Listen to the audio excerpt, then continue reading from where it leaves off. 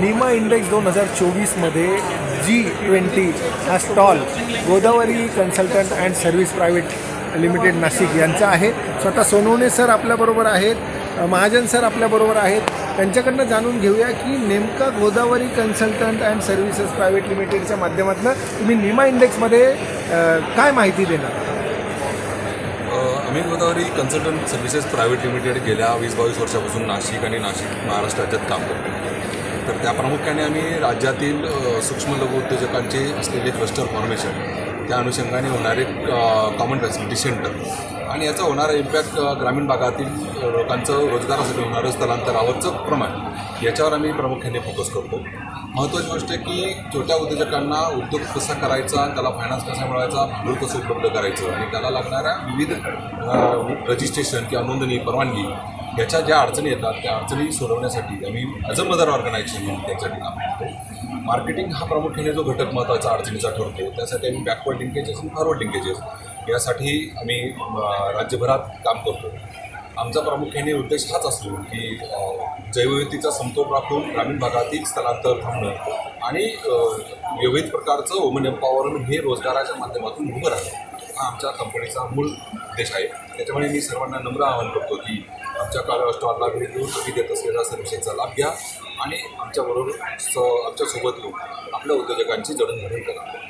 शेतकऱ्यांना काय फायदा होऊ शकतो आपल्या स्टॉलला भेट दिल्यानंतर? शेतकरी इथे आल्यानंतर तुम्ही काय माहिती देतात? शेतकऱ्यांसाठी वेगवेगळ्या प्रकारच्या ज्या सरकारच्या काही स्टेट गव्हर्नमेंटच्या सेंट्रल गव्हर्नमेंटच्या योजना आहेत त्या आम्ही त्याचं सांगून ते बरेचदा कागदोपत्रीमध्ये शेतकरी मागे पडतात। तर त्यांची जी पूर्तता आहे ती आपण कशी करू आणि त्यांना कसं लवकरात लवकर लाभ देता येईल त्याच्यासाठी आपण नक्कीच प्रयत्न करू।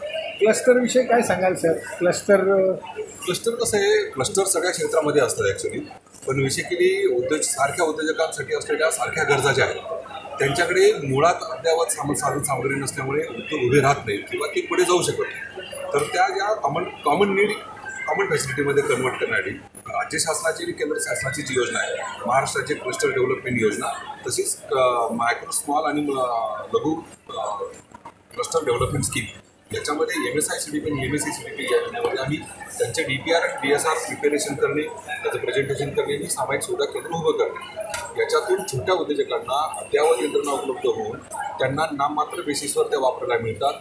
त्याच्याने त्यांचं युनिफॉर्म्युलेट क्वालिटी ऑफ प्रॉडक्ट आणि मिनिमम वेळामध्ये चांगल्या प्रकारचे उत्पादनं ते बनवू शकतात आणि अजून आंतरराष्ट्रीय बाजारपेठेमध्ये स्वतःला प्रेझेंट करू शकतात।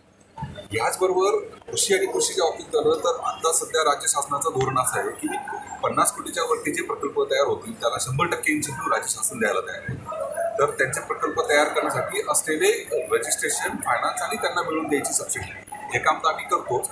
मात्र मार्केटिंगचे जे आंतरराष्ट्रीय नॉर्म्स आहेत त्या आंतरराष्ट्रीय नॉर्म्सला गृहीत धरूनच प्रकल्प स्थापन करण्यासाठी आम्ही त्यांना मदत करतो। त्याच्यामुळे आपल्या सगळ्यांना निमा इंडेक्समध्ये येण्यासाठी आम्ही आवाहन करतो, आपण यावं आणि आमचा योजनांचा लाभ घेतो।